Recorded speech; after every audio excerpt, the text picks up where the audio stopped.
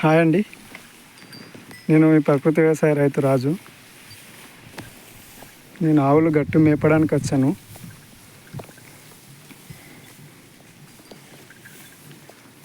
మా దగ్గర ఇంచుమించు ఒక 22 ఆవులు దాకా ఉంటాయి. అంటే లేగదూడలు అన్నీ కలుపుకొని ఒక 22 ఉంటాయి. అయితే గడ్డి చూడండి, విపరీతమైన గడ్డి, ఇంత హైట్ గడ్డి ఉంది. ఇంచుమించు హైట్ అంటే ఒక 3-4 ఫీట్ల వరకు ఉంది గడ్డి. గట్టుకు గోజలు మేయడానికి మాత్రం ఏ గోజలు రావట్లేదు.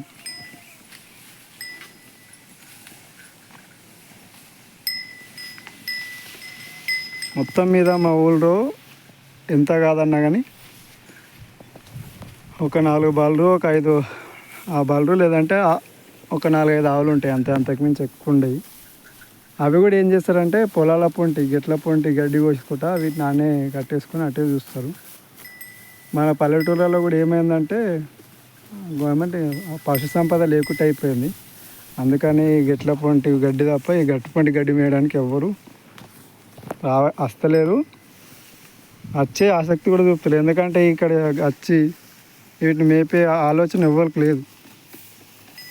ఎందుకంటే మనం పొద్దున లేచినామా, ఆడ కట్టేసుకున్నామా, పొలం తిరిగినామా, ఏదో టైంపాస్ చేసినామా అన్నట్టు చేస్తారు. కానీ పశువుల మీద మాత్రం మూలకు ప్రేమ అనేది లేదు. ఇది మా ఫస్ట్ ఆవండి, దేవుడు దాని పేరు. అయితే ఇంకొకటి ఏంటంటే మాకు ఆవులు అనేది భారం అనిపించకుండా పెంచాలన్నది మా ఆలోచన. ఎందుకంటే మేము ఏదో ఇది పైసలు సంపాదించాలనేదాన్ని కాకుండా ఆవుల మీద ప్రేమతో చేస్తున్నాము.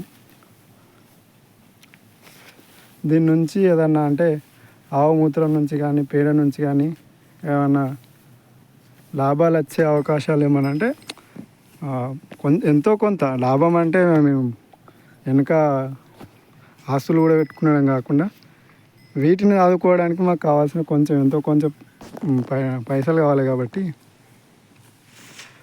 దీనికి ఏమైనా సంబంధించిన వాళ్ళు ఉంటే కొంచెం చెప్తే బాగుంటుందేమో అని మా ఆలోచన. ఎందుకంటే ఇంకొకటి, మాకు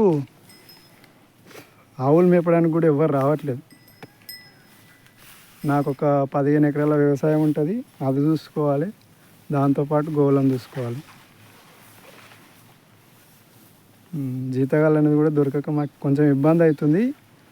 ఇలాంటి ఇబ్బంది కాకుండా వీటి మూత్రం పేడతోనే వీటిని నేను తాకడానికి ఏదైనా కొంచెం ఆధారం కావాలనేది మా ఆలోచన. దీనికి ఏమన్నా ఎవరైనా సహాయం చేయగలిగితే, దీనికి ఏమైనా సంబంధించి చెప్పగలిగితే సంతోషంతో మేము అది చేయడానికి రెడీగా ఉన్నాం. ఏదో పైసలు జమ వేసుకుందామని కాకుండా ఎంతో కొంత ఆవులను సాదుకోవడానికి పైసలు కావాలి మాకు, అంతే అండి.